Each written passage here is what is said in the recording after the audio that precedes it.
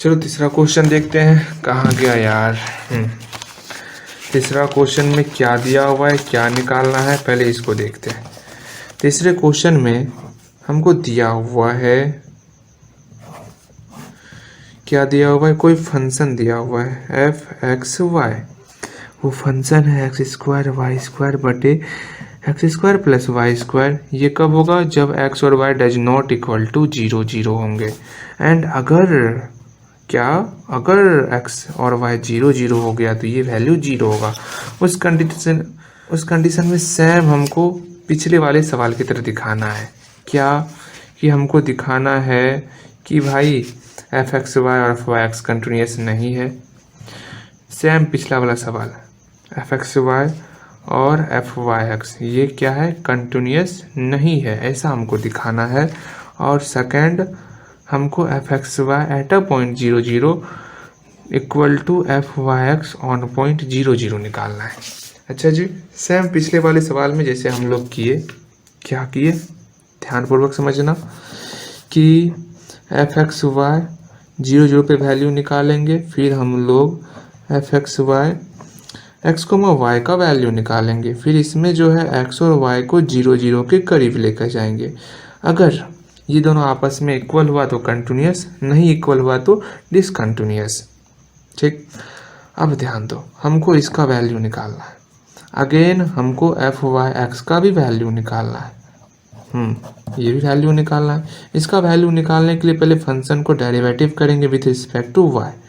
हम लोग पीछे से आते हैं, पहले y है तो y के रिस्पेक्ट में डेरिवेटिव किए, फिर x के रिस्पेक्ट में डेरिवेटिव करेंगे। उसी तरह इसका पहले फंक्शन को हम लोग x के रिस्पेक्ट में डेरिवेटिव करेंगे, फिर y के रिस्पेक्ट में डेरिवेटिव करेंगे।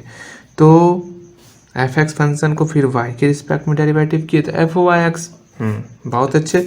और एफ वाई फंक्शन को x के रिस्पेक्ट में डेरिवेटिव किए तो एफ एक्स वाई। सिंपल सा, इसका वैल्यू निकाल लो, हो गया। एंड अगेन वो बातें बाद की हैं, पहले इसका वैल्यू निकालते हैं, फिर बाद में चर्चा करेंगे। पहले फंक्शन क्या दिया हुआ है, चूंकि फंक्शन हमको दिया हुआ है, चूंकि फंक्शन, ये बहुत ईजी सवाल है, ठीक है। फंक्शन दिया हुआ है एक्स स्क्वायर वाई स्क्वायर बटे x square plus y square, ये फंक्शन है हमारा। इसमें क्या क्या निकालना है, चिरकुट में देखो। फंक्शन में पहले हमको एफ वाई का वैल्यू निकालना है, फिर एफ एक्स का वैल्यू निकालना है। अच्छा जी, इसका पहले आप वाई के रिस्पेक्ट में पार्शियली डेरिवेटिव करो, तो करते हैं, क्या दिक्कत है। देयरफॉर एफ वाई, ठीक है। इसका मतलब हो गया कि y के रिस्पेक्ट में हो रहा है तो x वाला टर्म कांस्टेंट, x वाला टर्म कांस्टेंट, u बटे v स्क्वायर कर दिए u dash 2y, x square से गुना था ना तो रखना ही पड़ेगा आपको। एंड v का वैल्यू हो बहू लिख लिए, minus again u v dash, इसका डिफ्रेंशिएट करेंगे तो y स्क्वायर का 2y, एंड ये प्लस में था x का टर्म तो 0 हो गया, हटा उसको। अब दोनों से कॉमन क्या आ रहा है, उसको कॉमन ले लो। 2 कॉमन आया, 2 कॉमन ले लिए। एक्स स्क्वायर कॉमन आया, एक्स स्क्वायर तो कॉमन आया, एक्स स्क्वायर भी कॉमन ले लिए। और कुछ कॉमन, हाँ y कॉमन आ रहा है ना, y भी कॉमन कर लिए। तो मतलब यहाँ x square plus y square बचा, माइनस एक्स स्क्वायर कॉमन है, y कॉमन है, 2 भी कॉमन बचा, सिर्फ वाई स्क्वायर। अरे ये क्या हो गया, ये तो कैंसिल हो गया। चलो जी, अच्छी बात है। 2x square y and x square into x square, x की पावर 4 कर दो ना, क्यों अलग अलग करना है। चलो ठीक है, एफ वाई निकल चुका है, एफ वाई निकल चुका तो हमको एफ एक्स निकालना है।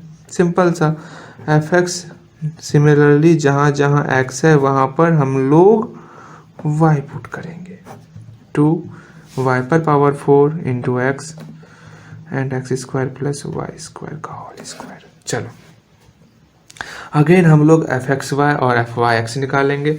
इस एफ एक्स का डेरिवेटिव अब y के रिस्पेक्ट में करेंगे तो मेरा एफ वाई एक्स निकल जाएगा। बहुत अच्छा। अगेन एफ वाई एक्स निकालो, क्या दिक्कत है। फिर से बी स्क्वायर कोई बात नहीं, करेंगे, हिम्मत नहीं हारेंगे। फिर यू डैश, तो y के रिस्पेक्ट में कर रहे हैं तो x वाला टर्म तो कांस्टेंट हो गया। तो करते हैं 2 इंटू 4y³ और x तो मल्टीप्लाई में तो रखना ही पड़ेगा, इंटू भी x² प्लस y² का होल स्क्वायर माइनस, फिर से ऊपर वाले को रखो हूबहू एंड इसका डिफ्रेंशिएट करना है किसके रिस्पेक्ट में, y के रिस्पेक्ट में। तो 2 इंटू, अरे यहाँ जगह कम पड़ गया क्या, x² plus y² and again 2y। ठीक, अरे भाई साहब कॉमन क्या क्या है उसको लिखो। ये 2 कॉमन आया, 4 कॉमन है नहीं, अरे 2 2 जा 4 1 है, यहाँ पे भी है 2 8, अच्छा हाँ ये भी कॉमन आ गया, ये तीनों कॉमन आ गया। चलो अब x वाला टर्म y³ है, यहाँ y पर पावर 4 है तो y³ कॉमन ले लेंगे एंड x कॉमन आ रहा है, हाँ x भी कॉमन आ रहा है, x भी कॉमन ले लिए। और कुछ कॉमन देख लो ठीक से, नहीं और कॉमन नहीं आया। चलो लिखो 2 4 जा 8 xy³ कॉमन आ गया। चलो x² प्लस y² का होल स्क्वायर माइनस, यहाँ बच गया आपका y²। और एक बात, इसको भी तो कॉमन ले सकते थे, x² प्लस y², तो यहाँ सिर्फ बचता आपका ये टर्म बचता। अरे यार x² प्लस y² भी कॉमन ले लिए, तो यहाँ होल स्क्वायर की जगह पर सिर्फ एक पावर बचेगा। ठीक है, यहाँ का ये टर्म भी कॉमन आ गया। अरे यार कॉमन लेने में तो कुछ नहीं है, इसको कैंसिल, यहाँ क्यू हुआ 8xy³, यहाँ पर y² कैंसिल, यहाँ x² बचा। चलो 8x² नहीं x³ y³ बटे x² plus y²। And again similarly इसी प्रकार हम लोग f(x,y) भी निकाल सकते हैं। ठीक है, तो क्या हो गया 8x³ y³ सेम वही निकलेगा, कोई भेदभाव नहीं। इसका मतलब है कि क्या मतलब है, f(x) का वैल्यू क्या निकला, मुझे जल्दी बोलो। f(x) का वैल्यू 2y पर पावर 4x बटे x² प्लस y² का होल स्क्वायर। f(y) का वैल्यू क्या निकला 2x पावर 4y बटे x² प्लस y² का होल स्क्वायर। एंड और कुछ है, f(x,y) और f(y,x) दोनों सेम निकला है, यही तो दिख रहा है क्या निकला है 8x³ y³ बटे x² प्लस y² का होल क्यू है ना, होल क्यू है, कौन छोड़ोगे होल क्यू को, क्या कुछ भी कर रहे हैं आजकल। चलो ठीक है, सब कुछ निकल गया मेरा।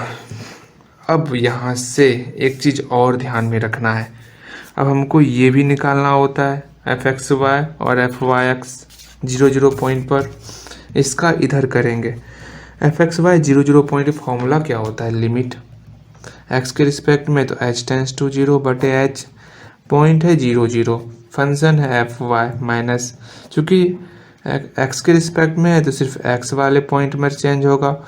ठीक है जी, हमको f(y) 0 0 और f(x) 0 0 निकालना होगा। ठीक है, बाकी सब कुछ निकला हुआ है अपने पास, तो निकाल लेते हैं f(x) 0 0 और f(y) 0 0।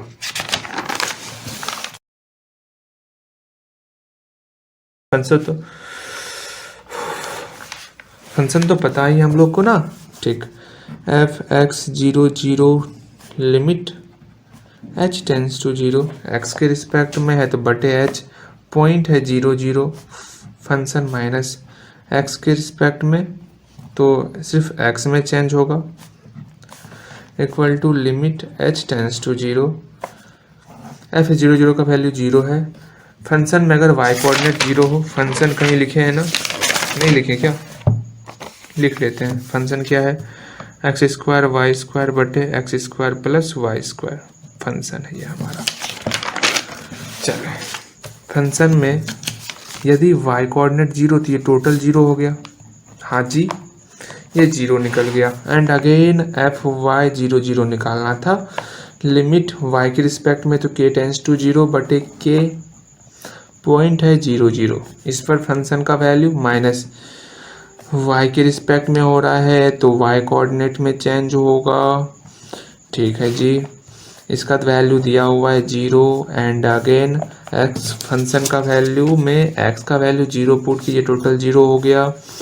Limit k tense to 0 बटे k इक्वल टू ये होल 0 निकल गया, एफ एक्स एफ वाई 0 निकल गया ऑन पॉइंट 0 0। अच्छा कोई बात नहीं, हम लोग इसका वैल्यू निकालेंगे फॉर कंटिन्यूटी के लिए। पहले कंटिन्यूटी चेक करने में जो प्रॉब्लम हो जाए, for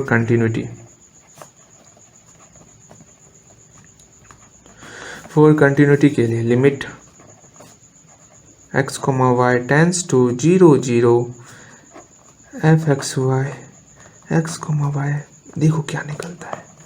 limit x, y tends to 0 0 f x y का वैल्यू